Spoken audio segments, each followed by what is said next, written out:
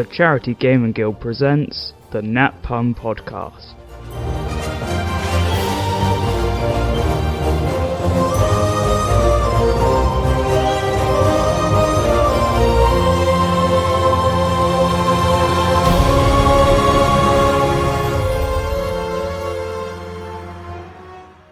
Welcome back, everyone.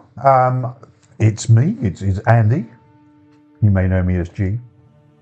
We're here today and we're joined by the usual motley crew. So say hello, Ash. Hello, Ash. Say hello, Bertie. Hello, Bertie.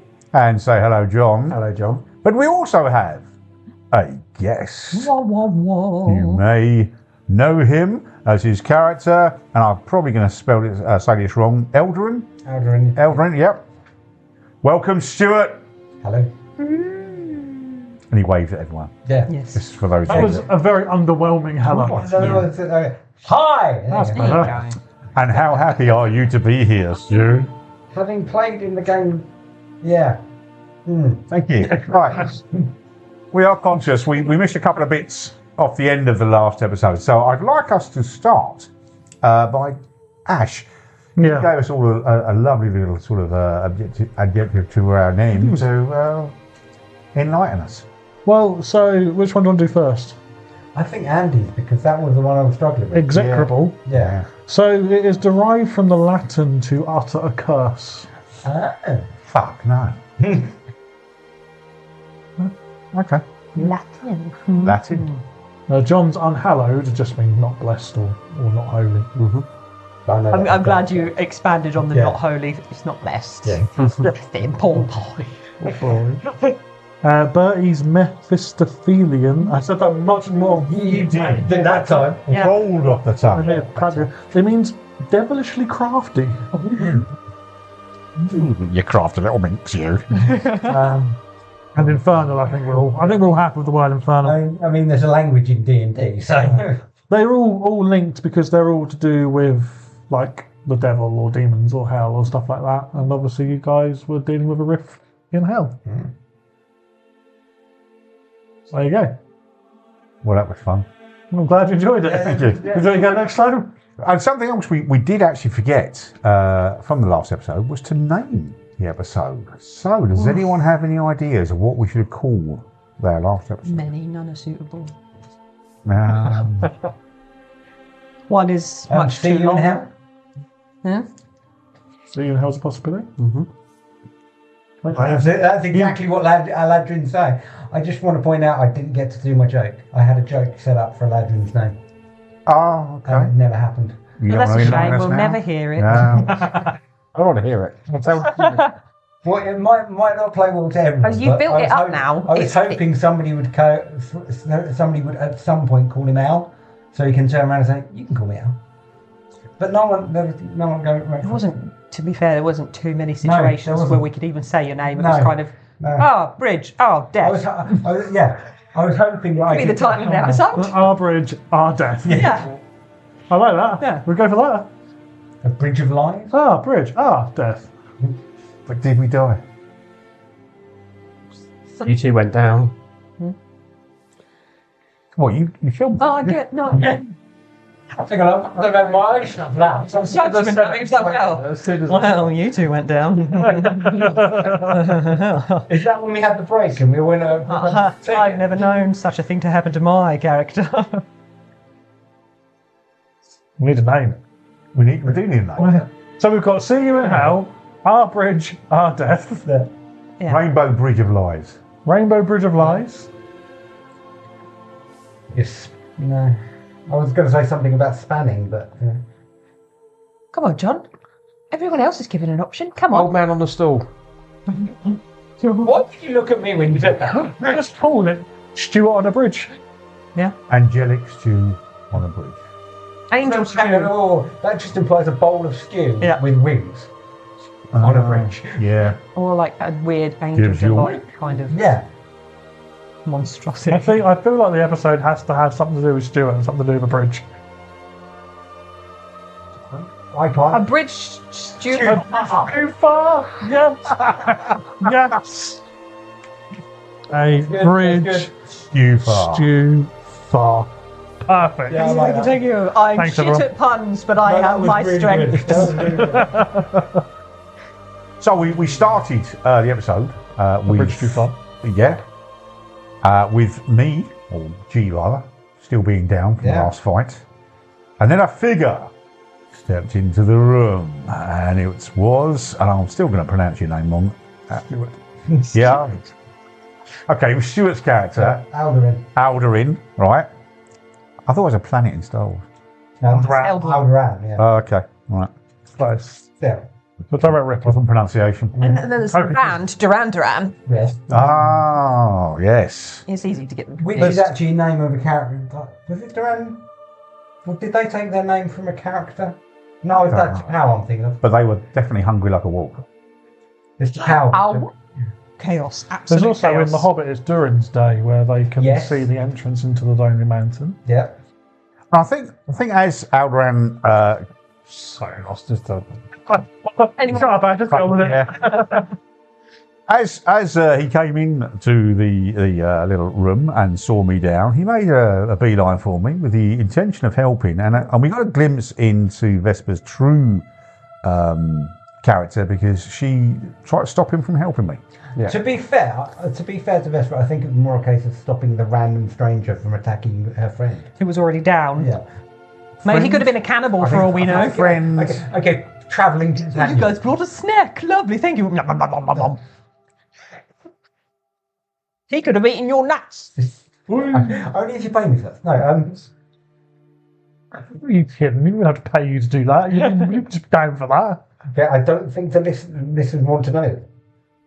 Didn't know, did he? He didn't say no. We're already off topic. Sorry, That Andy. took about 2 seconds, so yeah. 6 minutes, 47 seconds. To be So, precise. but admittedly, Vesper didn't need too much convincing. You know, you mentioned that you wanted to help, and she, oh, go on then. Fucking if you end up looking in. He's got such an issue. He's got a chip on his shoulder. Hey. And Aldurin actually heals Chick. Well, He'll just Physician heal myself. yeah. confused. Who am I? So your introduction then, Stu, how was it? How did it come across for you? I think it was a case of we needed to get Ash needed to get the character there as quickly as possible. And correct me if I'm wrong.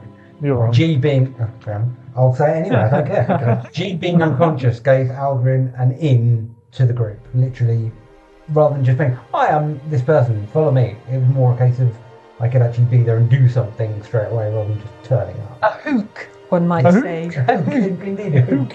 Give I him a like hook. that.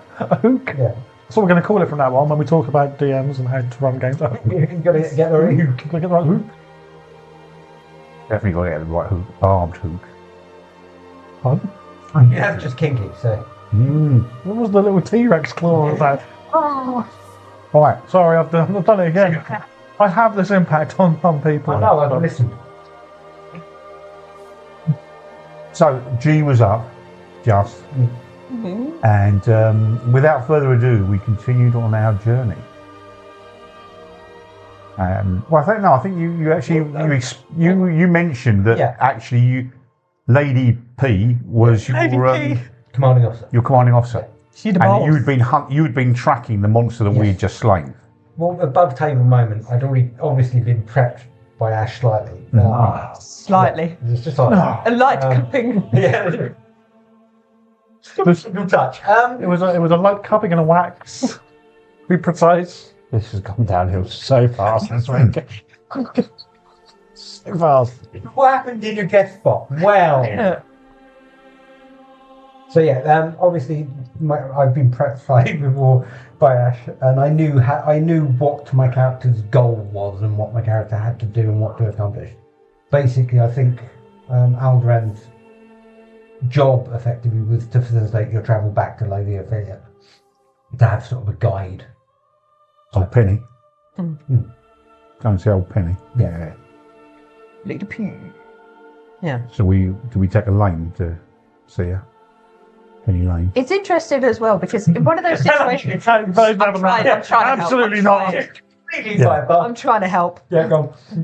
It's a tricky one as well because knowing that it's like, okay, there is a certain amount of time that we have to get this to go on, and being like, how can you effectively have a snippet of your character's real reaction to this scenario without being like, going with you, you fucking weirdo.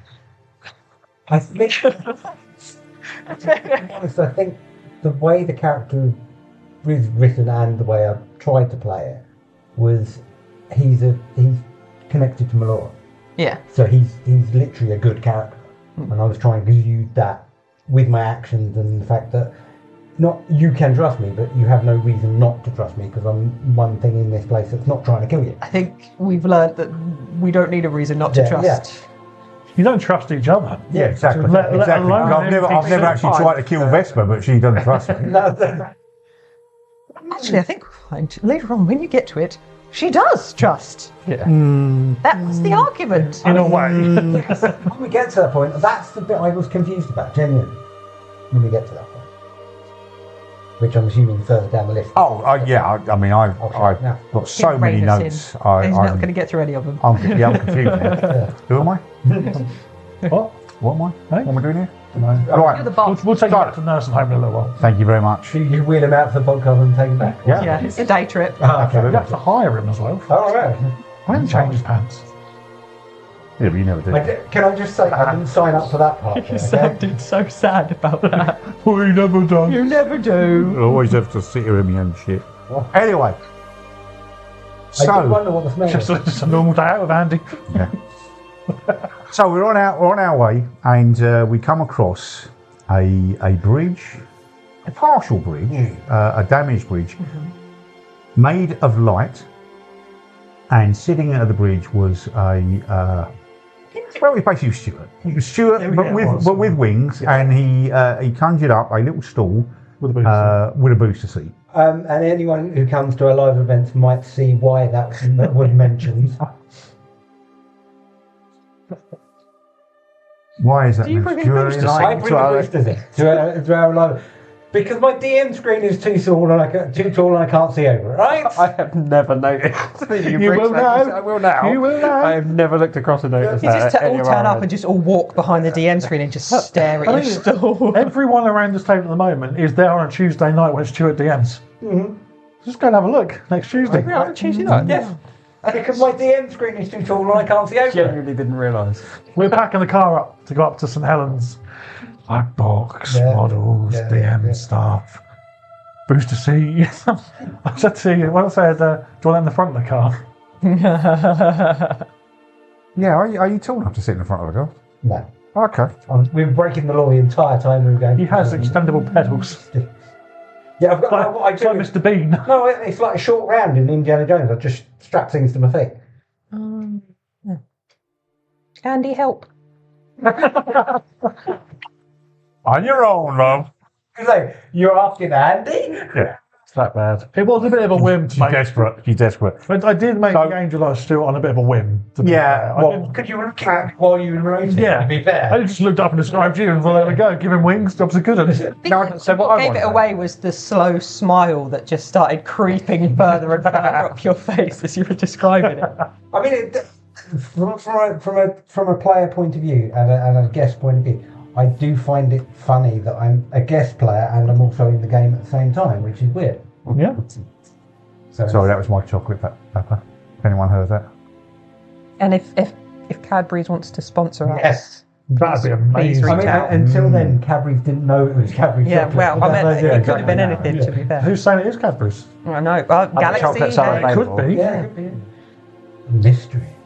Yeah, keep talking on. I mean, chocolate. Someone knew that. I was just going to ask, Ash, is this going to be a common thing? Because this is now twice that you've put your players as NPCs in your game. Because I know in our Tuesday night game, Stu has also appeared as an NPC. Is it a common thing that you're starting to pump into all your games? Or is it just me? Is it just a you and Stu special relationship? Andy situation? as well in this. You have Andy, Andy the Dwarf Paladin on a go. That's very true. Yeah. I like doing it because when you're playing the game of D&D, you're not playing as yourself. So I can take the real you and use it in different ways. Wow. I repeat, I did not sign up for that. That's just. Now, if that doesn't entice more people to get Reason involved, Bertie sent you an NDA before sending this. Yes. Read it, just sign it. yeah, the NDA was redacted. It's just my name and the signing box. The rest is black. So moving on, we established that the gap across the bridge, the broken part of the bridge, was 120 feet. So, Bertie, Yes. why the fuck did Vesper take a little hop? Why did I take a little hop? What Yeah. do you mean? Well, you were trying to test gravity, I believe. Yeah, so what could, because I was thinking, well, if it's that far, if gravity is less than here, if we jump, you jump higher when it's less gravity. So I was like, oh, maybe if we did have to try and jump it and we didn't have this stupid riddle crap to deal with, then Is that Bertie talking? Yeah, Right, okay. so then we'd have. I was like, oh, if I go higher than I thought, oh, maybe that's a way that we can do it. But I So definitely the fact you'd been in this realm for God knows how many hours or I haven't days, jumped. and you had been walking Yeah, on the realm. doesn't matter. No one had jumped in previous episodes. Have you seen people walk on the moon? Have you been on the moon? Although actually, if you want to be conspiracy, have you? Yeah. I mean, No, I've seen a film of people walking on the moon. It could have just been magic by the chasm, couldn't it? and also it's magic, so maybe it only works when you jump. It doesn't affect you when you walk. Magic, a kind of magic. Oh, completely. Oh, yes. So, what was the celestial's name? Oh, Lyrian. Lyrian, wasn't it? Yeah. So Lyrian sort of. This is the first time we actually sort of really engaged with Lyrian, and he pulled out a lantern, and named himself Lyrian the Lantern Bearer. I do have a question about that. Well, don't ask me. I didn't write it. He wrote it. I have. No, what's right? Has that any relationship to the lantern that is currently being opened with me? That's completely separate. Okay. There's more than one lantern Yeah. in the land. Because It's Ash's theme for 2026 is lantern. All right. Yeah. Lanterns and lamps. The reason why lanterns I and ask lamps. is every single game in the Cherry Gaming Guild is connected to every other game. And as a player, I like to see those connections. I like to see the interweaving web. And I always like to find out if it is a connected. So there's no planned connection between the two. Also, second question: why was the statement Vesper made a lie? Because I couldn't work that one out. Oh, we haven't got it yet. Oh, you get it. We'll get there. Don't worry. Back up. Back up. Whoa! Stop trying to take over my place while you. If you jump ahead, he loses his place. He gets very angry. Sorry. Right. At that What we're point. allowed to talk about next, Andy. Before I ruin the entire Tell us podcast. where we are. So Lyrian then gave us a verbal puzzle, which my shorthand is shit, so I wasn't able to write it down. So Do you want me to read that again? Ash, It's in my yeah. nose. Justice is not forged in what is seen, but in what is hidden. The truth provides the light shows your path. Bullshit to me, isn't it? See, that's why the question I just asked doesn't make sense to me, but that's to me. Actually, I will sort of just backtrack us a little bit because we are actually got joined by another guest around here. Oh, yes. We have a little duckling in a box who I've called Alan Ronge. Okay. He's Duck Alan Alan Ronge, yeah. So welcome, Alan. Yes, we had a bit of a countryside emergency where a duckling has been abandoned by its mother, so we are looking after it, and it's. I'm just going to check on it. The worrying thing is now wrong. I think he was alright until you did that. Yeah. Okay. Right. Why is that duckling wrong if he's alright? Anyway. Ignorant ducklings, like the puns hurt it, rolls Yeah, its eyes. yeah. So after being presented with this puzzle, the old Lyrian started to ask us each a question. Yeah, your name. Yeah, so we had to speak to the lantern and give our name and what our favourite colour was. That's the other question. What was the colour thing about? Just a bit spice, I reckon. Okay. It just means to make the colour important. It's for those people who are hardcore Nat Punners and they're like, oh, I know all this about G, but I don't have on my card what his favourite colour is. Right, It's okay. the last piece of information I need. This is like super fan. Yeah. Right. Okay. So G was asked first and he chose red, which could be either anger or passion. Which Both at the same time? Angry sex. Why Can't be angry is sex. there actually a narrative reason for red? Or is it just Yeah, I'm a Man United fan. okay. Other football teams are available. No? I mean, to be fair, you are sat at a table. Better football teams are available. Absolutely. I was named Stuart Pearson because he used to play for Manchester United. So it was just because you were looking at your dice thought your spread and surname it was red. Stuart Pearson plays for Manchester You're United. assuming I'm not colourblind. I never assume. So yeah, so I was, or G gave his name, his full name, and his nickname. Was it his full name Yeah. though? Yeah, Gary Spot. Gary Does he Spot. not have a middle name? No, Canonically, you have. His middle name no, is I've Touch. never. Yeah. Touch the But it's spelt like the French touche. Gary Touche the Spot. Yeah, Gary, I can't find this fucking thing. Spot. Gary, I give up. And with disappointed woman looking at that. So yeah, so he gave his name, and the lantern started to change colour, and a red light was illuminating the area, and a little red orb was formed, and he was told to touch the red orb, and The old man wanted you to touch his red ball. he did, and being the cautious character that G is, he just picked it up, Yeah. and then he heard a voice, and again, I was writing so many notes. I couldn't. Do you need me to read that out as well? I got the gist of it, that I was my shame consumed me, but it was the rest of it I didn't Do you want quite. me to read it out? Yeah, go on. I'll read it out. Read it out. Your shame consumes you. You can tell yourself it was not your fault, but had you acted differently, it may have never happened. So, as a listener Yep. in a privileged position, is that something you as a player know? As in, there is a secret shame that G is carrying? No, the rest of the group do know it now. Oh, but it has it come has out come on a out. previous episode. Yeah. Right, okay. Where? This is why I asked the We know what it is, but I don't know that you've actually said.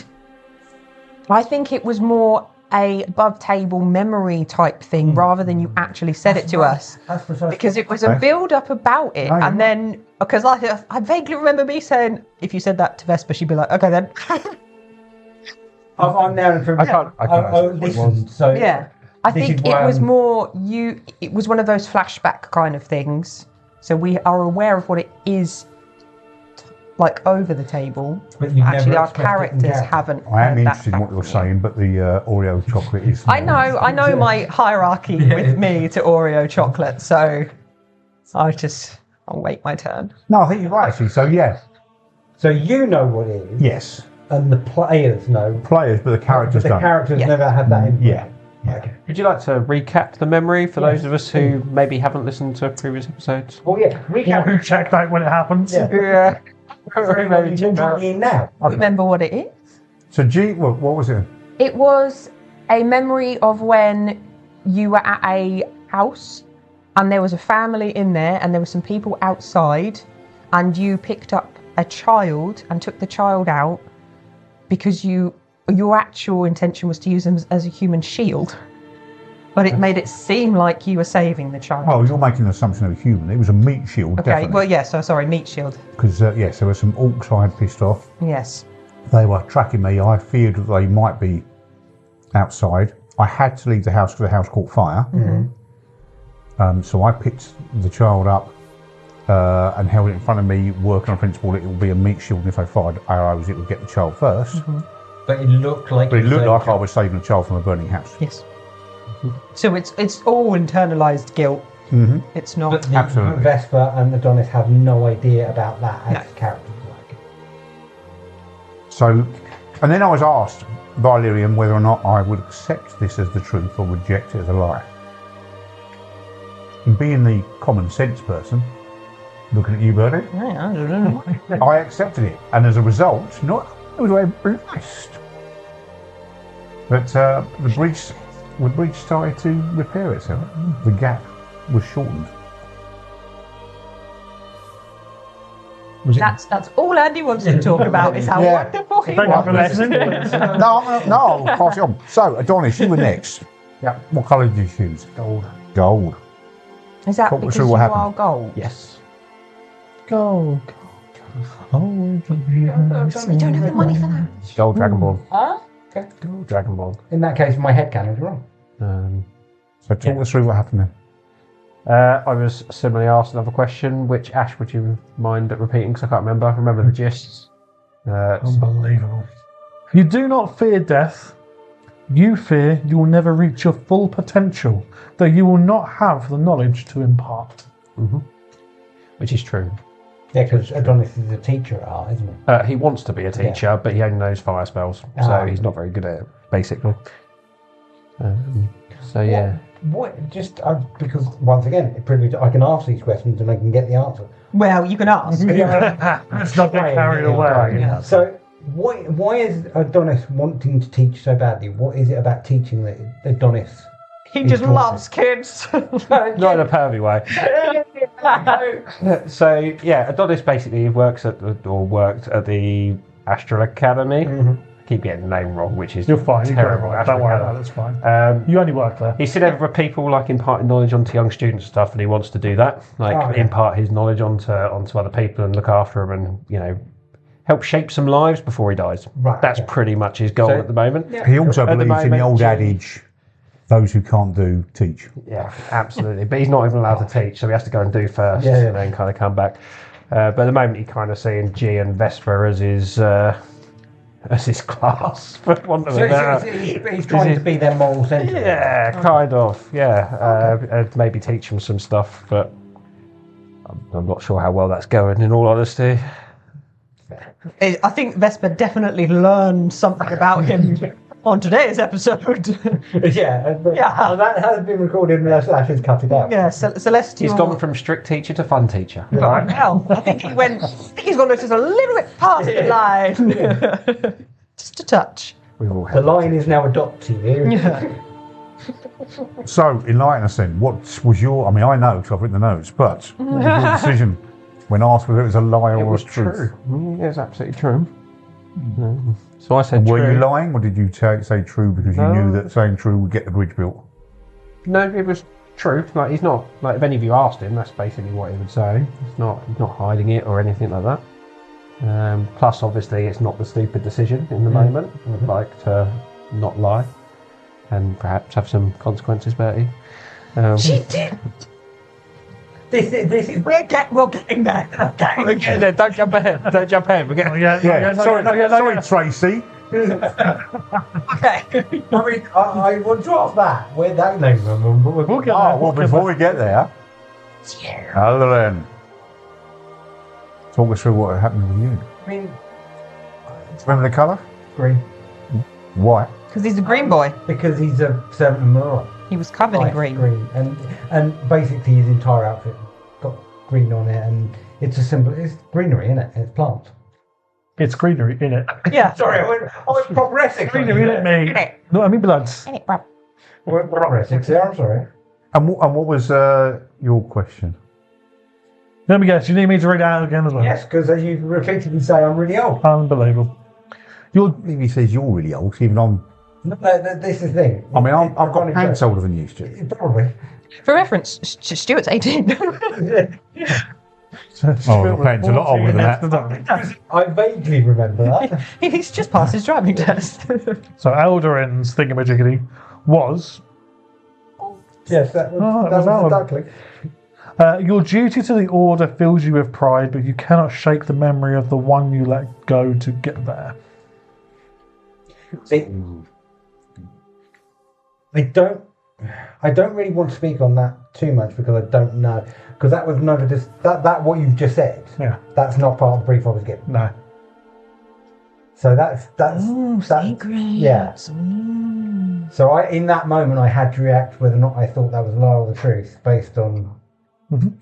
But I think as Alderin as a character, that would make sense having some sort of motivation in his backstory as to why he's so desperately sided with Melora and life and stuff. But I don't, above table, I don't have exactly what that is. Can I interject? Can I give some insight? Yeah, go. No. If I give... Of course, Ash. So you're asking, can I? Which is, do you have Oh, the God's ability sake. to, rather than may I? Which is, do you have my consent to? Would you permit me a few minutes of your episode to perhaps provide some explanation to our wonderful listeners and Stuart? Proceed. I mean, technically, I'm a wonderful listener as well, but go on. Let's not get carried away, mate. Okay, wonderful is a fairly strong term. So I'm throwing my booster seat at you in a minute. Won't worry, mate. It's nice. No big Hand enough to gestures listen are okay, no one can hear them. All right, okay. But depends how aggressive they are. Actually, You got stopped. So your character, obviously. So basically, the way this works is the character that the guest has. Oh, it's Alan again. Yeah. The character that the guest has helps to tell the story and Yeah. drive the narrative forward. So we can't have anyone come in and make whatever character they want because that's an absolute nightmare for me.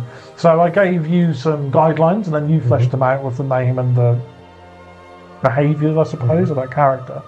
But one of the things that's in that pack is that obviously Eldarin is now in hell, but that doesn't mean that he's written out of the campaign. He could potentially come back again at a later time. So this was a good way of Stuart actually informing his backstory. So if your duty to the Order fills your pride, you cannot shake the memory of the one you let go to get there. If Stuart had said, no, that's not true, that informs his backstory one way. By saying it's true, that informs his backstory another way. So actually, in that little interaction, Stuart is writing the backstory of the NPC. Which I think is a pretty cool way of doing it. So, and Alan thinks it's fantastic. He's super happy. So, That's your answer. That's all the minutes that I want. That was it. Thank you. Yeah. That was. You said minutes. That was about a minute. You lied. Would you like me to just do your You entire? lie like Should I a do your cheap entire job for you? We just sit in silence for a Yeah, I would. Yeah, I would. We're 31 minutes in. If we So don't have 30 minutes of silence, we're So going. we then came to Vesper's question. Vesper, talk to us about the absolute fuck up you. So, we have a habit of just trusting people in situations and being like, yeah, sure, we'll do what you're doing. Surely you're not nefarious. It's another one of those balances between, obviously this is the mechanic to get us over this bridge, but are we just going to walk up to a random old man by a bridge and just be like, sure, let me just allow you to steal parts of my soul with your creepy little lantern? Well, he is an angel, in fairness. Well, but we haven't actually met an angel before, so we don't know if Yeah, the only angels one are. you've seen. Dead one. Yeah, exactly. And that one, he didn't look anything like that one. He still got his eyeballs and his hands. So it was very much a don't trust this. When you did the thing and then the bridge started appearing, it was like, okay. So the Tracy thing was very much a Guard up. yeah, it's a little thing that I can do, but then like how does he react to that? If he suddenly went and started attacking, it's like, cool, he wasn't a good guy anyway. We know now I've got a chance to prove my point. But then he was like, oh. Okay, so a couple of questions from me. And firstly, Yeah. throughout the 11 previous episodes, whenever people have asked your name, you've just given it to them. So why have you not adopted the same? Because whenever we've been asked before, it was never there is a concept, there seems like it felt very much like a pact was being made because of the process of speak your name into this lantern. I'm giving you something and I'm going to potentially get something. Anytime we've spoken, introductions. It wasn't write your name in my book and you will forever hold your soul in my pocket. It felt more like that kind of situation. And secondly, then, what trauma did Vesper have as a young girl that has made us have such trust issues? Well, you just have to find out, won't you? Maybe it's the trauma eventually was Ginny. Could be, yeah. That is how quickly my brain can think of another name that's not. Tracy. And do you know how long it took me to decide between Tracy and Therese? Which one Tracy was like from Vesper's backstory? No. A former sis, Tracy. Yeah. I mean, you did kind of backtrack and eventually you gave your real name. Yeah, because that was like a see what happens. Okay, all right, fine. This is my name. He didn't stab me in the eyes immediately and go, "You lie!" kind of situation. But he kind of didn't stab any of us in the eyes either. But you gave him your true name. Yeah, none of us lied at that point. So Ash, would you remind us of what these statements? Do you need me to read that for you, Roberty? For their benefit, I know what the gist of it was as I understood it. That's why I gave the answer. Okay. Right. This is my question. Oh, what was your colour? Oh no, yeah, that's right. I didn't have a favourite colour. So you got the dark saber. Yes. No, I didn't get the ducks. I read white. It was white. It was white light. White. Ready. Go. Ready? You don't trust your companions, not fully. Your search for companionship feels fruitless. See, this is why I wondered why it was picked up on light, because so far... Because if I had agreed, if I'd said yes to that, it was me saying yes, I don't trust them. And that I don't think I can find companions, which is not true.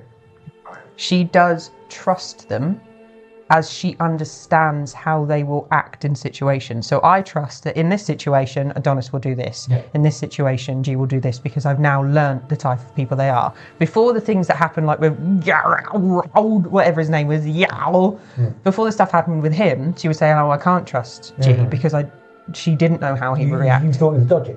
Yeah, so the difference is, yes, I can trust them, but it's, if he'd said you can't rely on them, then it would be like, yes, I can't, because if in this situation I trust that G might act in this way, he might not, but I can trust that he will react one way or another, and now I understand he will react one of those ways.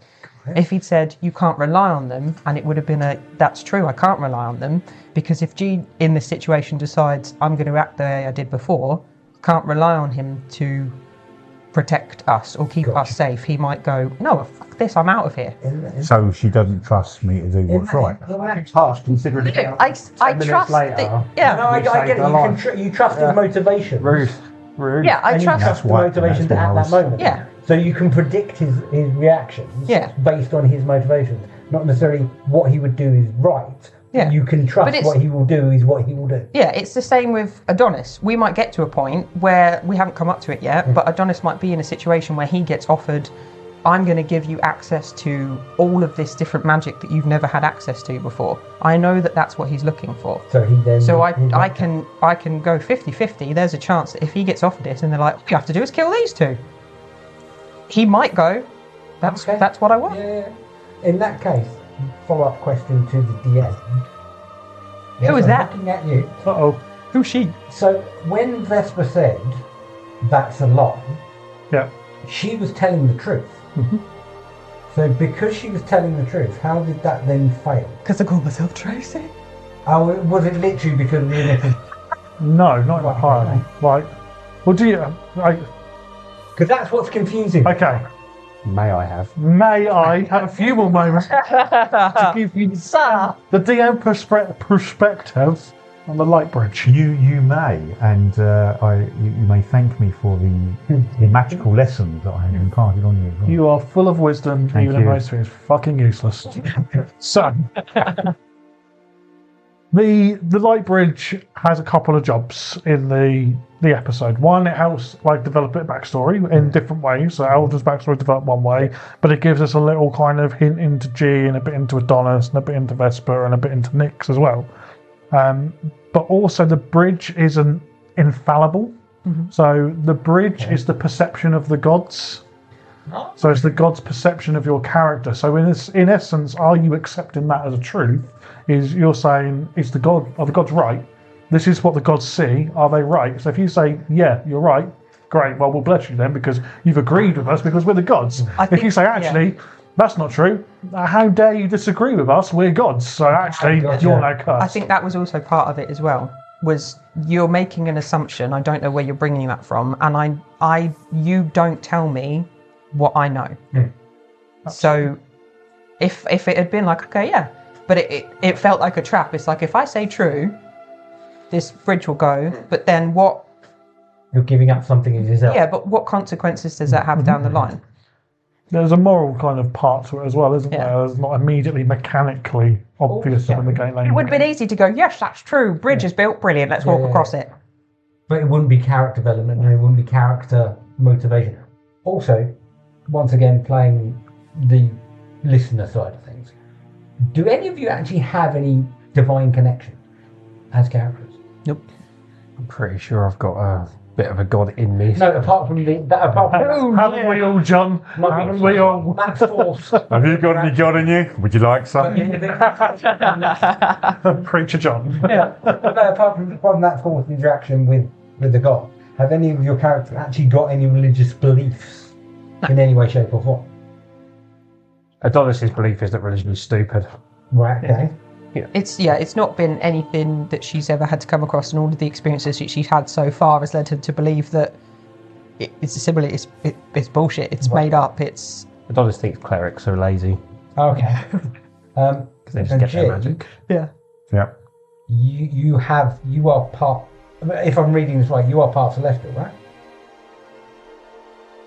Are my race part Celestial? They have some divine connection. Kalashtar, they've got a spirit inside them. Yeah. But is the spirit? Yeah. That. So yeah. I think that's also part of the question: is would you consider that to be divine, or is that just another thing? Because our divine things divine. Yeah, in my mind, she's just a nagging voice. Oh, just exists there. She just tells me what I'm doing wrong, and I think, fuck you, bitch. So basically, she's married then. We haven't. Did we get any attached this No, time? which was you're right. interesting because she'd been kind of coaching you. Yeah, So I was she had. surprised that she didn't. I've got such a great idea for your character for later on in the campaign.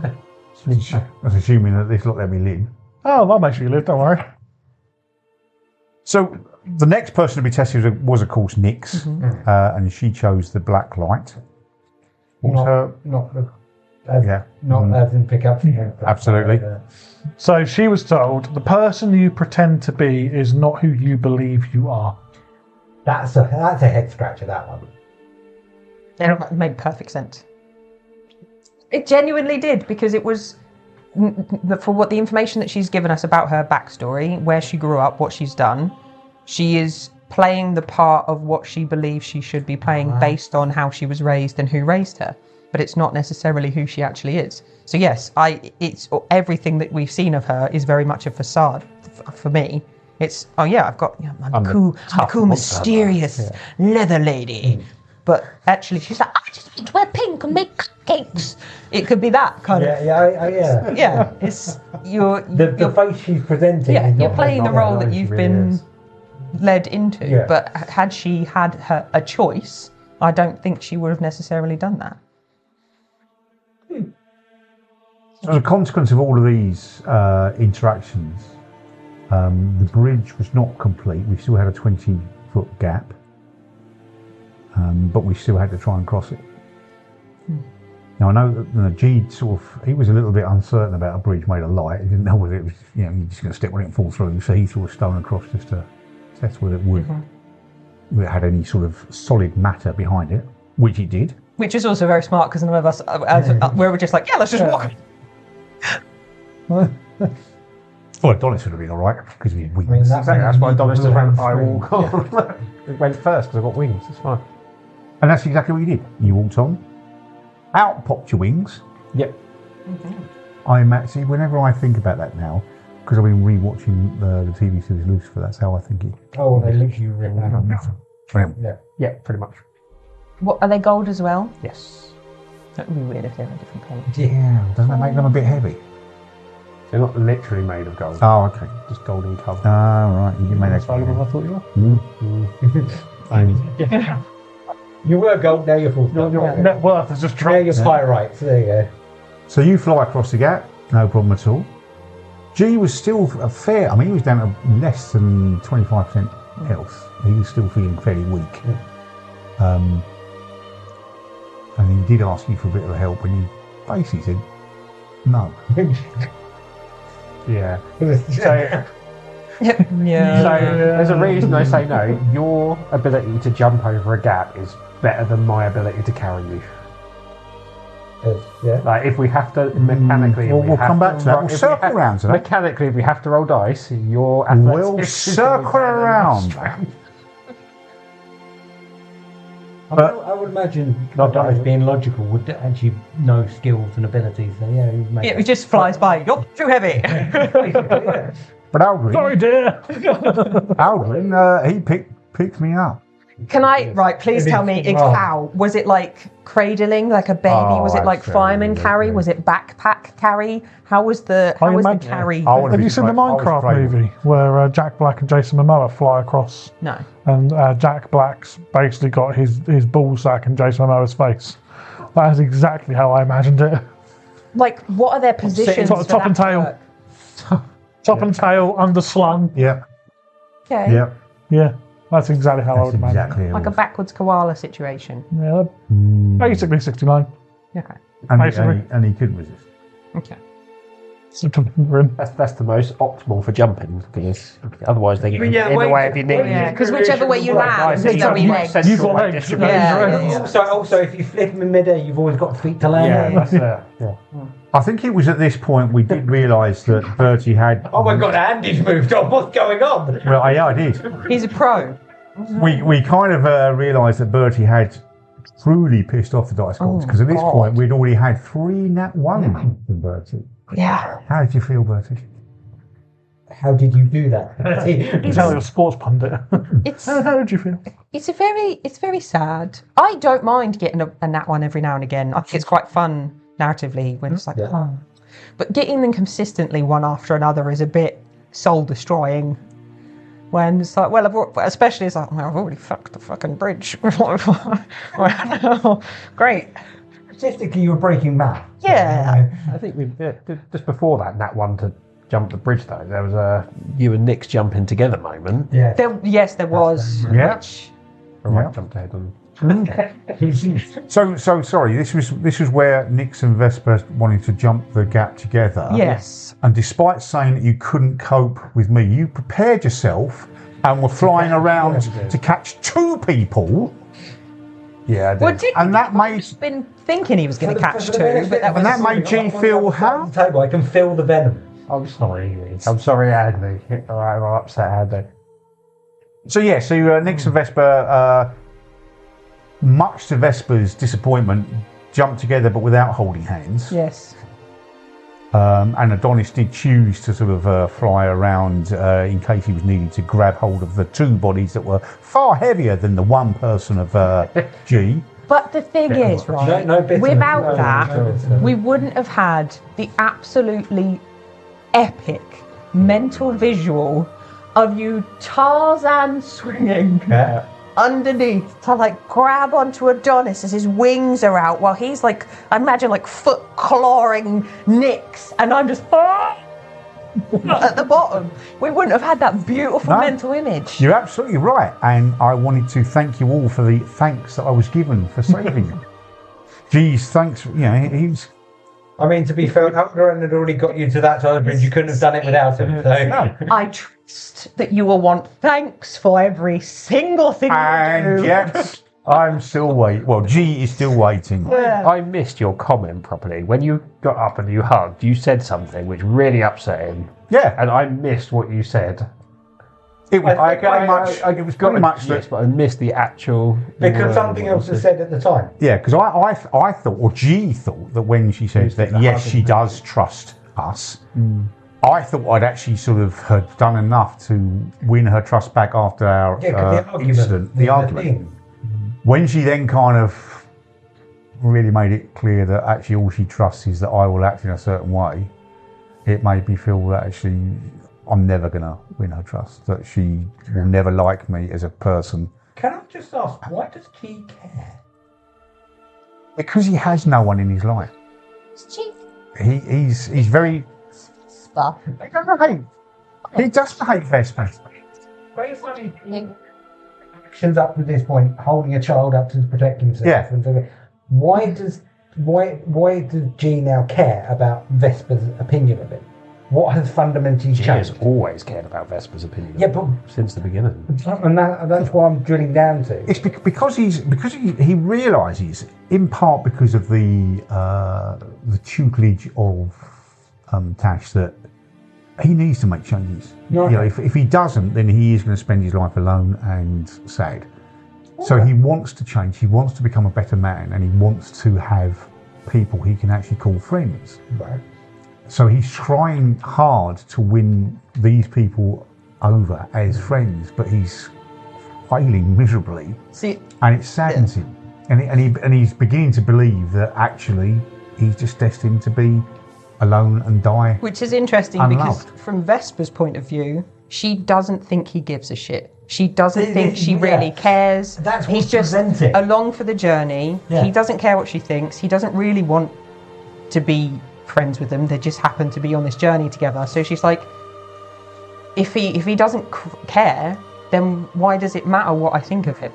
Because it's interesting how the two of you Yeah. are literally playing the same information, but from two totally different angles. And if you just sat down and talked and had a conversation, you'd probably realise. As you've also been a listener of the podcast, you would understand that every time there has been an attempt to have a conversation, one of you's gone, that's not gone well. But this is one of the fundamental things I love about D&D or any role-playing game. You can have those moments where two characters can have motivation on a single thing, but they can be completely polar opposites because they have differing opinions. Because like that moment meant literally nothing. The question that was asked, the answer that she gave, was like, okay, yeah, it's just like a throwaway thing that affected him so much. She's like, it doesn't mean anything because you don't care. It was like Vesper ripped his heart out. Yeah. Which came across. And then despite the fact that he had then acted in a way that didn't benefit him in any way, shape or form, he wanted to save the people he hoped would become friends. Got no thanks for it. He asked another friend to help him out getting across because he was feeling a little weak from the beating he had taken. Was told no, but as soon as the other people looked like they were in danger, he was there. So he's feeling that this group just don't like him. He's absolutely despised, and he doesn't know where his future lies. And that's why he was hanging back. I did well. If you don't want me around, then I won't be around. Which is layers upon layers of character. Yeah. So then, I might be jumping. So then, what was his thought at the beginning of the fight when Vesper ran over and gave him that potion? What made him? What happened then for him mentally when she was like, "I don't know what's going on. You need to get your head in the game. We need you strong." Kind of giving him the potion thing. What then happened for him then? He was thinking, well, all I could see was 3 imps at this point. Yeah. And I was thinking, why do you need me to cope with 3 imps? There's nothing you can deal with that on your own. You don't need me. You just want me to do all the heavy lifting again, but without any thanks. Okay. See, that's way deeper than I thought. This is one of the things I love about listening to this particular podcast and listening to you guys. Is I know you as people. Yeah. And you are not that person. No, absolutely. That is not you as a person. It's a role play, isn't it? Yeah. And from a purely observer point of view, it's great. Yeah, and we had this conversation before, the episode where we had the argument. The argument was genuine because that's how the characters would reacted. As a player, I hated it. Yeah. I absolutely hated it. In your episode, yeah. Norris is kind of oblivious to all of this. Well, He sees you sulking, he sees you being a bit grumpy, and he's just like, the kids will sort it out. Yeah. They'll grow up, they'll get through it. One of them stole the other one's toy again. Yeah, that's it. Coming across 5 minutes in the sandpit, they'll be fine. So we eventually arrived at this portal that was it was trying to be closed by these, was it 6 Divine Inquisitors and Lady P, or was Including. Including, Yeah. okay. So they were trying to close the portal, and then at one point, initially, 6 little imps. That's the one. They all, not Hillman imp. No. Okay. They all flew out, but I can only see 3 of them. Be more smoke a bit. Which is why I was thinking, well, there's 3 of them. These little things, they can deal with it. Mm-hmm. But you use the lantern so you can see all 6, and you can see all 6 I can't anyway. see invisibility. And I'm pointing at John and Stuart, even though people on the podcast can't see me pointing. Yeah. So what are your thoughts at this point? Do we need to see stuff to know what's going on? Was the main thing. I figured the Divine Inquisitors had the portal, so that's their job. So our job was to protect them. And also, I wasn't sure if I would do anything to imps. Hence, use the lantern first and see what's going on, and then make a decision. That's what I was thinking. So I don't think we actually did much for the imps initially, did we? No, we kind of let them kill some things first. Yeah. See, I think the imps took down one of the. After the Inquisitors, it's like, oh yeah. But having said that, that I think, was it the first demon thing came through, and there was still 6 imps up. Yeah. So we went. I think we went for the big boy, didn't we, first? Yeah, the bearded devil. Yeah. I assumed from your description I got bearded devil, but I didn't want to footnote it because obviously that's my total knowledge. Although, having said that, would Alderan have encountered a bearded devil? Don't know, maybe not. So He will now. yeah. Where he is now. Do you want the mechanics behind that? Yes. So each Inquisitor has a d6 and Lady of Heroes has 2d6. We roll the dice, add them together. On a 1 to a 20, the portal goes down a level. It starts at 3. It'll go down, it'll close to a 2, obviously. On a 20 to 30, it stays as it is. On a 31 or more, the portal shrinks. Right. If the portal has shrunk, then you roll on the d12 table with disadvantage. If the portal grows... Sorry, we've got steam engines going past currently. I mean, you're looking out the window, you can see the plume of smoke. If the portal grows, advantage, shrinks, disadvantage, which is what the d12 roll was. Yeah. And then the table is basically different demons that can come through the portal. Do you know what Vesper thought when we turned up? She's like, yes, we're not going to get in trouble for that other demon that came through. Just like, yes! It's not our fault. Yeah, because it was Vesper that took down the bearded devil. By cutting his face off. Well, yeah, but Vesper, I don't know whether this is going to be a trend with Vesper, but she tried to be cool by giving a one-liner before killing it. She did, but she noticed she only did that once. What was the one-liner? I can't remember what it was. Time for a close shave. Which, to be fair, with a bearded devil works. Yeah, nice. I feel like that's going to have to become a thing, though, Bertie. Yeah, you have to be on that now. Arnold Schwarzenegger yourself. Yeah. Time for a blow shave, then slice his face off. Yeah. Which was canonically probably correct for if she actually ever attempted to give any of her companions a close shave, and I rolled the way I normally would. Shave your face. Oops, sorry. To be fair, if you're trying to shave someone with a battle axe, you're doing it wrong. Well, it's my favourite weapon.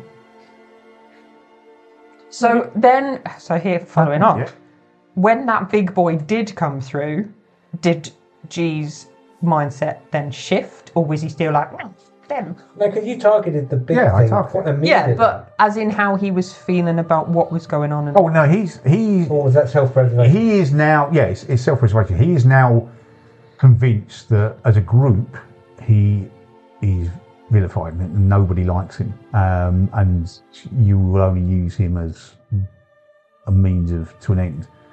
But the self-preservation kicked in, and he thought, well, imps, shits, get rid of them easy. But that big fucker, if he does take them out, he's coming for me next. I'm in line to be next. So, yeah, that's the only reason he did it. He's kind of given up on any thoughts of becoming accepted by the group. And now he's targeting it purely from a self-preservation point of view. Okay. It's interesting as well, because I think, like, for Vesper, she's like, once this task is over, we're going to go our separate ways. That, like, she doesn't see, it's like, okay, yeah, we've had these things have happened, but we're tasked with doing this job. Once the job is over, so there's no group. Yeah, she doesn't feel that this is like. See that G's not even convinced he's going to see it through at the end. But he's already thinking if there's an opportunity to go and do something else, he'll take it. That in itself is a unique trope in D&D, because normally when you have a group, you're all going to the same goal, but during the process you'll form these bonds and these links. And I think it's because every time that's attempted it to happen, it's gone wrong. For all of those times and those chances where there could have been a bit of bond making, something's gone tits up.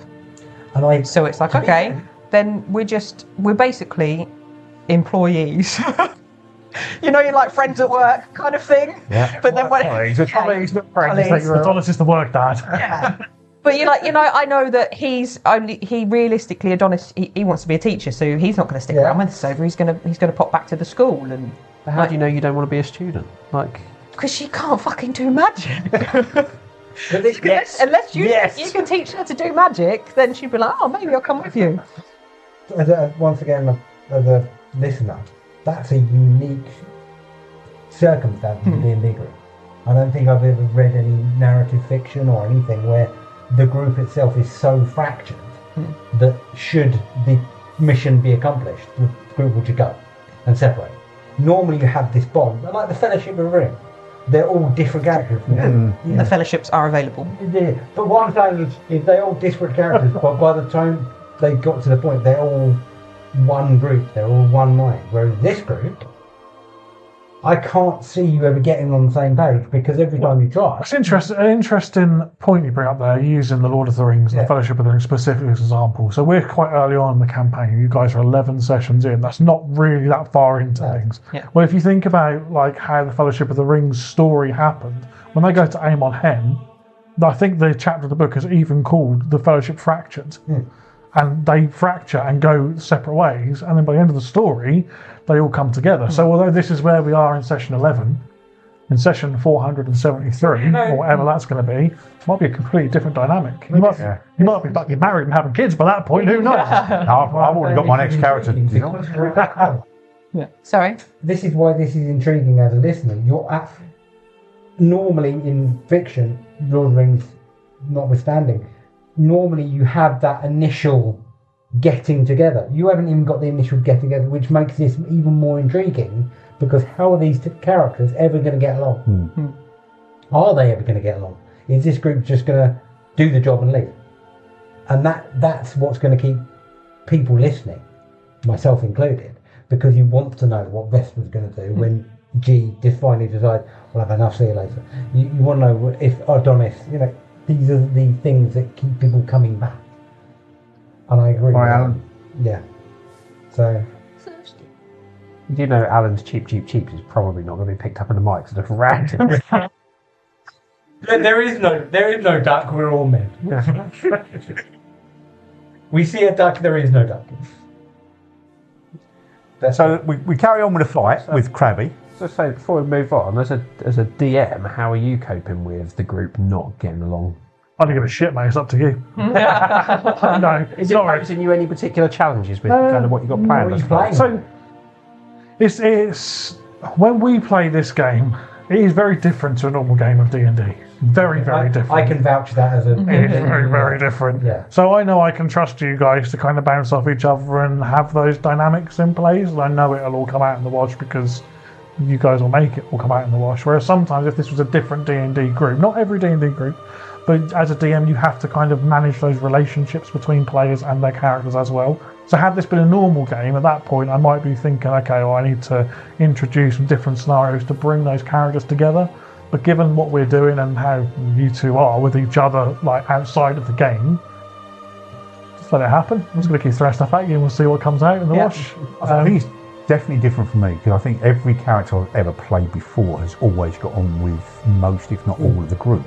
I think the only exception was there was a campaign I think you was running with Rue, and his character and mine were a little bit loggerhead. We used to compare size of horns. Renga and and Brent. Yeah. But that was more light-hearted sort of military banter. Yeah. Whereas there is a deep-seated sort of mistrust and dislike and it's as I say, it makes it difficult for me personally. I find it difficult to play that role. Oh, but from an outsider's view, it's brilliant. Can I also just point something out? I've got a bogey out. Yeah, it's like what? Yes. No. So It's a wet one, is it? yeah, super wet. Oh, what the? Oh. So Stick it up, Andy. Vesper, the question, the bridge question. If she had said that's true, it would have been just as bad as her saying that's a lie. True. Yeah. She couldn't win either way. No, She'd been like, but- yes, it's true, I don't trust them. But did the rest of us hear the question that was posed? No. So we wouldn't have known what you were So agreeing to. the reaction wouldn't have happened. No. But how did you You said something when you know? The only reason you know is because you asked me Sorry, Yeah. we're trying to talk and about I that. told you Right. what had been asked. Yeah, but I Because think if you had actually said, I mean, I can only speak for my character. If you had said yes, and therefore the bridge had been completed, I wouldn't have thought to actually ask it. Oh, it was only because she failed and everyone succeeded Yeah. that there was a That's the question only mark. reason Right, that I okay. got inquisitive about what was it you were saying no to. Why is it we all think, yeah, okay, we can accept what we said, and you didn't? So that was the only reason. That's fair. That's fair. Well, we then, so going back to the story, at that point I know that Vesper again, she's killed the bearded dragon. She then kills Krabby. No, not bearded dragon. Lizard, mate. Bearded devil. Yeah. Bearded dragon. That's how inept you are as a group of adventurers. You can't even really cope with being a dragon. Absolutely. Yeah. They're about 3 or 3 inches long. And the rift remained open. Yes. Yeah, then we had crab sticks came through. Yeah, crab sticks. Cool. We liked Krabby.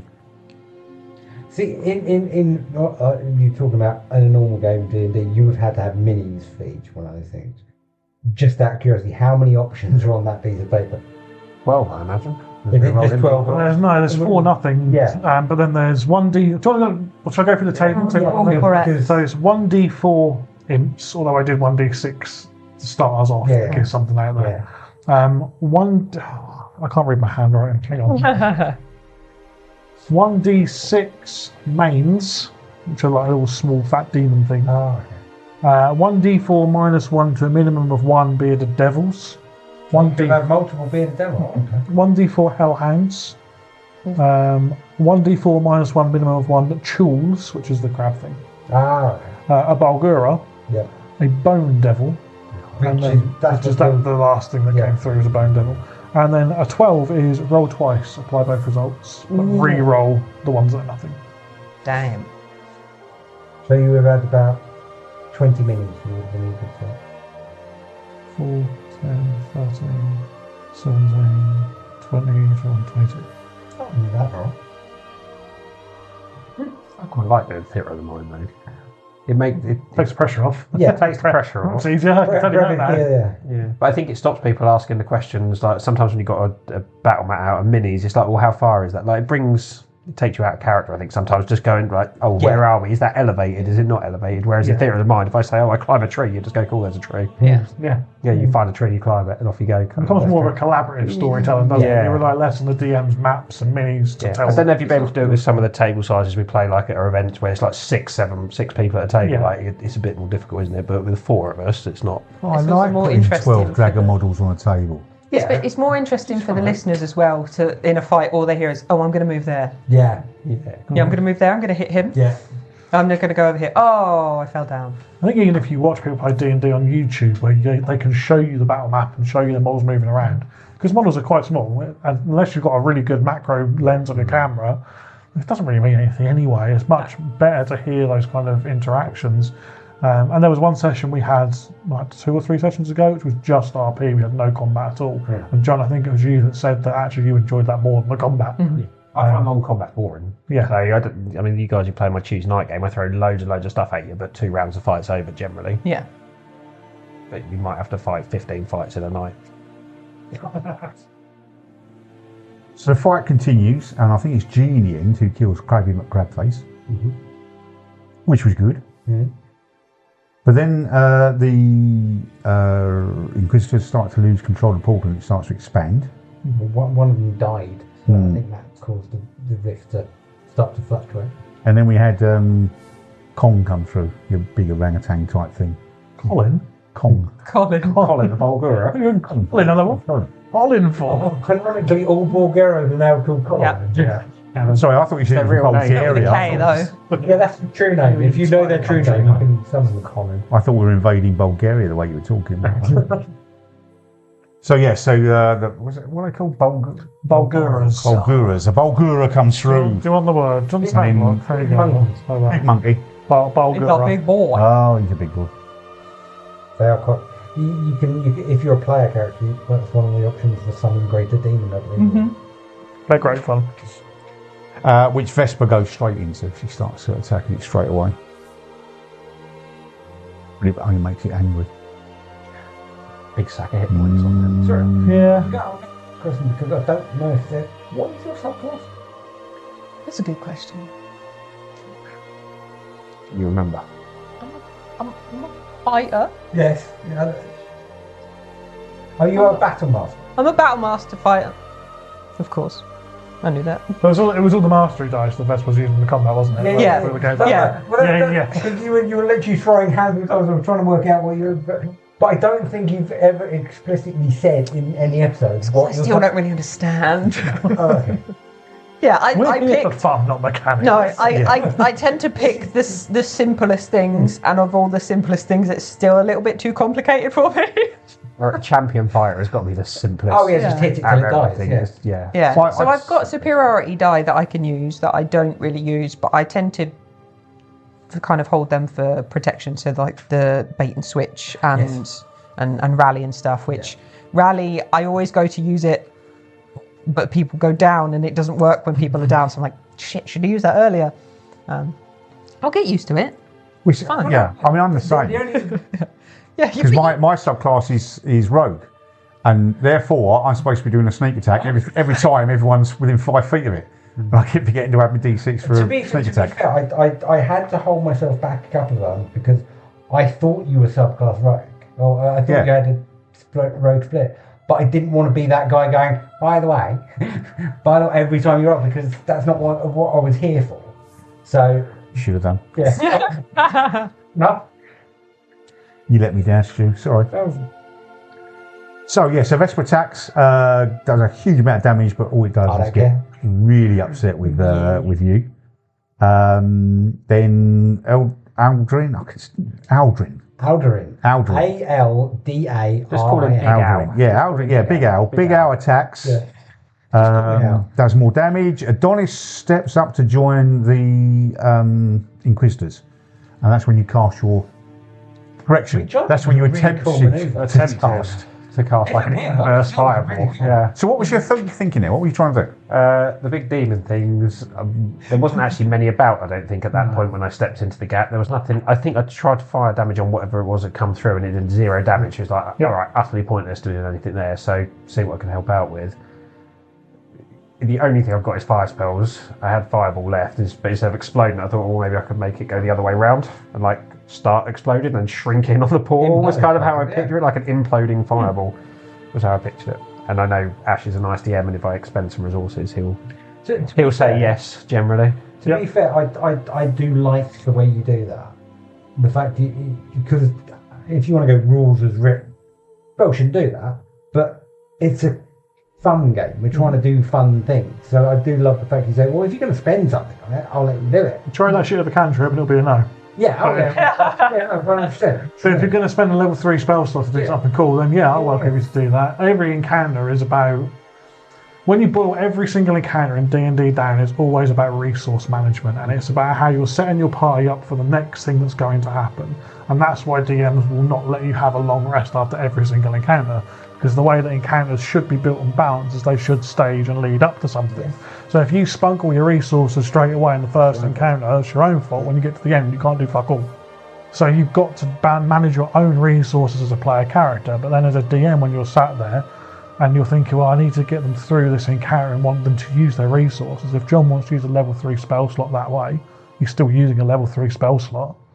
So why not let him do something cool with it? And then we base it around the Arcana check to see whether it actually works and actually does what you think it's going to do, but then giving you the advantage of the higher level resource that you've pumped into it. I know you said that not all DMs tend not to give you a long rest at the end of every encounter. I mean, in the game in May, I'm planning on giving everyone after every encounter time for a funeral service for the fallen players. It's nice. Just so I'll let you know. Anyway, I know your fireball. Got a discount with the cult for that as well. Oh, absolutely. I'm old. I know your fireball didn't actually sort of work the way you did, but it did actually destabilise the portal, and Lady P did notice it, and it gave her an idea. Perhaps not the most pleasant of ideas, but an idea nonetheless. So mechanically, what I thought would happen is we'd maybe get a few extra d6 to roll or something like that on the next turn. That's mechanically what I thought was probably going to be the outcome. But no, it was much cooler. Your outcome is like, Yeah, well, there's a reason for that. dive in that hole. It's called pacing. Like you're watching how long the session's taking and when you want the session to end and how you can move things along in the right way, and that was a cool way of doing it. So had you done that really early on, I probably would have let you roll the d6s, the 8d6 with fireball, but let you roll that for the Inquisitor's check to see whether they can shrink the portal instead. but we were a little bit later on the combat, weren't we? Yeah, I like the thought process. Oh, he sacrificed a spell. I'll sacrifice some of my minions. It's good idea. But just before that, though, we did continue the fight with the old Bulgura, and again, Vesper steps into the breach and kills it. Yeah, I was having. I mean, I was quite happy that I wasn't being continuously cursed by my dice by that point, but because I think if it had been, I would have just been like, you know what, I'm just going to walk through the portal. Just see you guys later. I'm good. Out. Yeah, I know. when you're non-combat, you're rolling ones. Soon you get in combat, you're not rolling ones anymore. Yeah. So hit things. I think that tracks well with her charisma score though, because she's got a shit charisma score. So anything where it's like chatting to people, it's like, nah, I'm not good at From this. now on, his messengers will walk up and people punch him in the face to get this conversation started. Yeah, she'll just stand at the back and just. You were doing some hefty damage as well. Yes, which I was very grateful because humanoid. Yeah, I guess so. Yes, because I'd read that bit on my sheet that said once per turn you can re-roll the dice and take the better ones. I was like, thank you very much. Yes. So yeah, it was some significant damage for a change, which is nice. Yeah. Because being it's the only thing I can do. So then we crap at that as well. That's the thing about like classes and subclasses. You have your niche. You have the thing you do. Like clerics, heal. Fighters, hit. Warlocks make it. Yeah, you have. Thank you, Alan. You have that thing, and when you do that thing, your character is supposed to do well. You then get those epic moments of, yeah, I am fantastic. Yeah.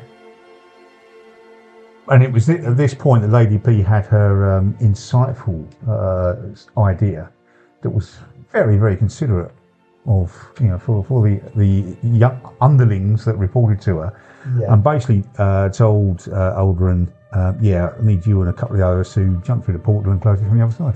Well, right. Obviously, this happened in game, but obviously, canonically, it wasn't supposed to be her getting rid of people who weren't related to her. Oh no, that was just the happy little accident. Yeah. Someone mentioned nepotism, didn't they? So yeah, we just went with it. And why not? Yeah. Bit of fun. I've actually written it in my notes.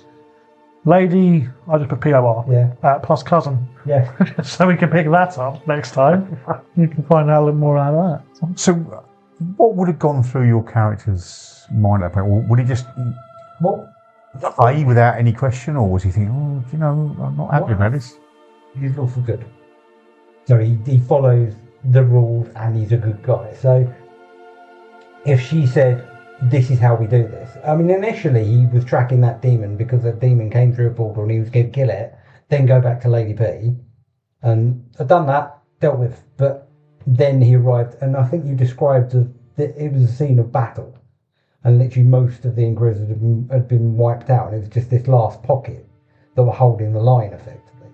Well, Aldrin's whole thing is he holds the line. He's the divine Inquisitor. Hold the door! He holds the door, yeah. Hold the door! So when she gave him that order, there was no hesitation, there was no question. It's like, okay, that's what I need to do. Just like when G was down, the first thing he saw was a wounded creature, a wounded person.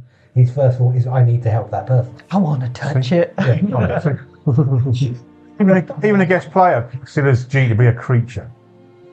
I knew it. As soon as you said creature, I was like, oh, fucking hell. He's Here we going go. again. Table, there is some residual guilt in that moment because my character in Malicious Divinity was dying and everyone crowded around and D7 didn't get a look in. So at least I got some. Well, he hasn't mentioned that. He hasn't mentioned that at all. No, I've never mentioned the fact that D7 was left to bleed out. So in that moment, I got a bit of catharsis because I managed to come back and say, well, I can now heal another character, even though my character was supposed to focus last time.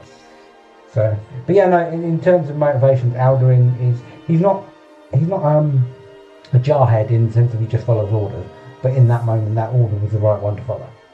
And the bit where you actually described how you were actually channeling some of your own life force through your sword to close the portal, was that something you had to do, or was it something? That was something I had lived. It made sense because Alduin, because it's his goddess is Melora, life essence is what. So it made sense in bumping up and using what I have available would be life essence. So he used some of his own to mum power spell effectively. Right. It's that self-sacrificing thing of That's why he's lost good. Because it's also a very different route of the story. She's like, you need to sacrifice yourself. No!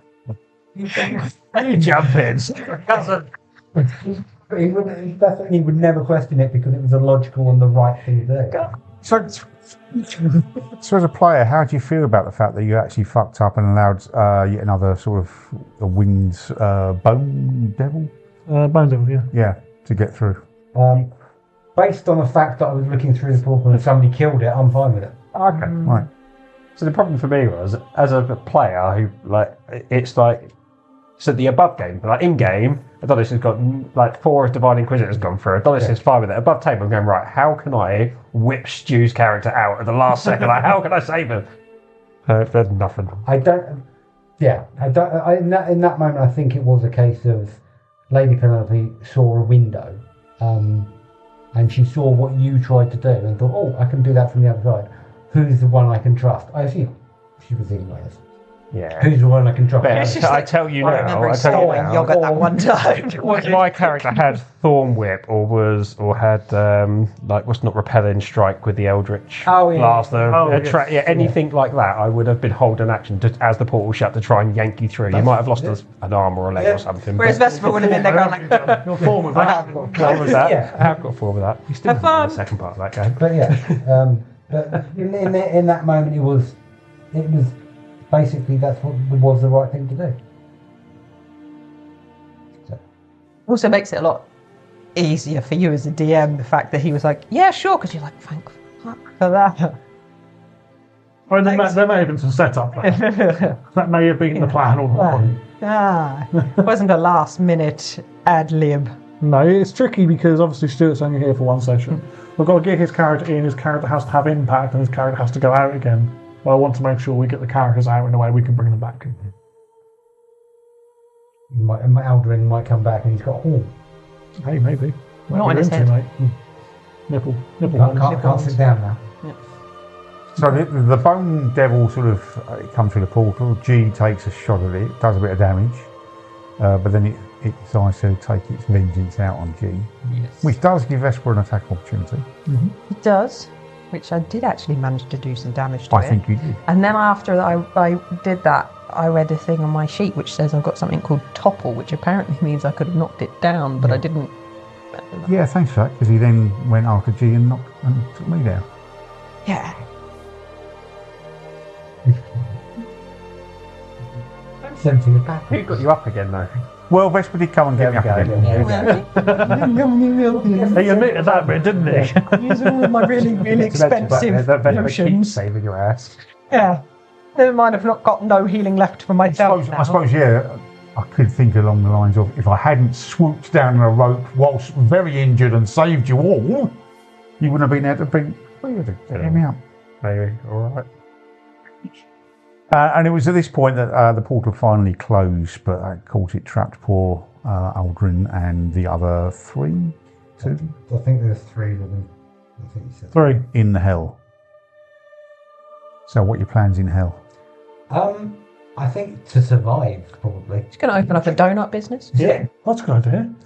Yeah, make it profitable while you're there. Cinnamon donuts. Call it Rings of Fire. Rings of Fire. I mean, from the lore cast we did last. Yeah. This will be like 4 weeks ago by the time this comes out. So yeah, the lore cast we did 4 weeks ago. Basically, you touched on what is happening in hell anyway, with Zaphon being now in charge. I would imagine Aldrin's survival possibilities have radically gone down based on the fact that all of hell is now united under one banner. Yeah, possibly. So time will tell. But yeah, he's a follower of Melora. He might be fine. You never know, might bump into him though, and he's an infernal chicken farmer. Who knows? Yeah. I mean, he will continue to fight till his dying breath. That's kind of what he does. So at this point, Lady P unleashed a bolt of green energy, but I don't recall it doing any damage. She just shouts out to people, hit it. It did do some damage. Oh, it did do some damage. Yeah, it was a damaging spell. Was it have actually done any benefit to the next hit on it? Or was it just It was just a damaging spell. Fair enough. Yeah, G obviously still weakened by the fact he's been down twice without a long rest. Missed with his dagger attacks. You did, yeah. At least he was still fighting. He was still fighting. Then the monster attacks, or the devil attacks all three of us, because Nix and Vesper were also there, standing next to it, so stacks all three of us. Misses Nix and G, but poisons poor Vesper. Did a hefty hit as well. Yeah. Quite a bit. But then you got your own back. I did. And you did a little bit of play acting. I rattled his bones. Yeah. And not in a bone way. No. Cut off his stinger and cut off his head, apparently. And then Lady P comes and thanks only you. Oh God, here we go again. Hey, I killed Crabby. Fuck And you. you're going to blunt that hammer, you keep hitting that point. So, yeah, she can go do one as well.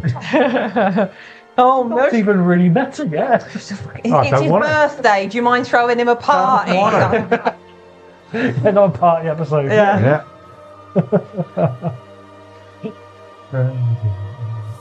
Yeah, was pretty much it. That's where we ended the episode. We did. Prematurely, without the naming of the episode and the announcement of the words, but we have now got that. No. So, does anyone want to, Yeah. Once it's Anyone already want been released. Yeah. Sorry? would anyone like to add anything before we close this episode down?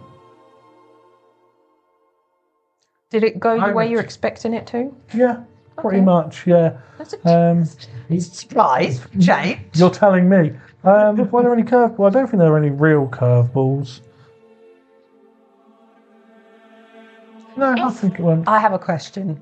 Had they not been able, like Nix hadn't been able to grab me at the last point and I had just fallen, what would have happened? Who knows?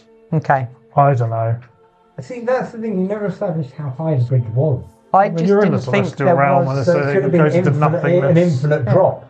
I don't really know. I would have crossed that bridge when we come to it. Okay, Yeah. Because in the moment, Vesper was like, okay, if you have a choice to save one of the two of us, it's Nix. Because she's far more capable than me and she's going to be able to do much more than I can on this adventure. So that's like when you said, oh, who do I grab? I was going to be like pushing, like, take her! For God's sake, take the competent one! No, I don't know what would have happened. Kill 4 demons by yourself. It's one of those things where the dice tell the story, so we have to go with it. And obviously, G had the opportunity to save the day, and he did. So had it not been for G, that whole episode would have been down the shitter. Or if it's like I keep falling and then suddenly you look up and I'm falling from above you. Infinite. Catch me on the next one! Catch me on the next one! And we all just sit down and watch. Yeah. Okay, well, I'd like to thank Stuart for joining us as our inaugural sort of guest player. I hope you enjoyed yourself. Yeah, that's been great. I'd love to do it again. I'll just let you down. Please help us. I mean, just a heads up. The next 2 episodes will be a bit of a downturn on what you've just experienced. But You're not hosting? No, Oh, I'm hosting. okay, Sorry, yeah. mate. Sorry, mate. I'll steal myself for that. Yeah. So, I'd like to close by saying it's good night from me. Good Anyone? night then, I guess. Yeah. I might cut the episode there. That's not for me. Outro and fuck the rest of you.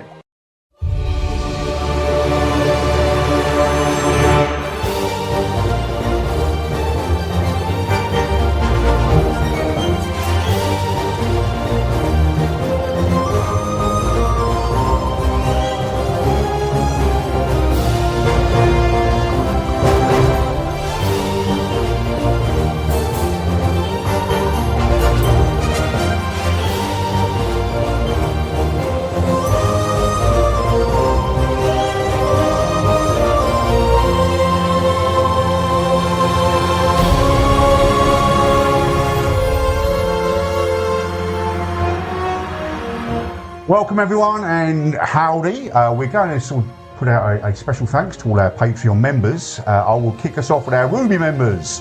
We have Onyx12 Nix, One Fish, and I will be having words with your parents for why they gave you such strange names. Josh, Alberta, Becca M, Paul C, Lil May and Niall. And our Sapphire members, Kylie, Dave R and Gary. Emerald members, Michael, Samantha and Stuart. And our Diamond Geezers, Andy, Zeke, Chris L, Martin, David F, John, Bertie and Ash. And of course, that just is our Ruling Council Patreon tier members, Chris BT, Sophia and JP. Thank you to all of our Patreon members for supporting everything we do. And if you want to shout out on the Nat Pun podcast, head over to patreon.com/charitydnd and sign up today.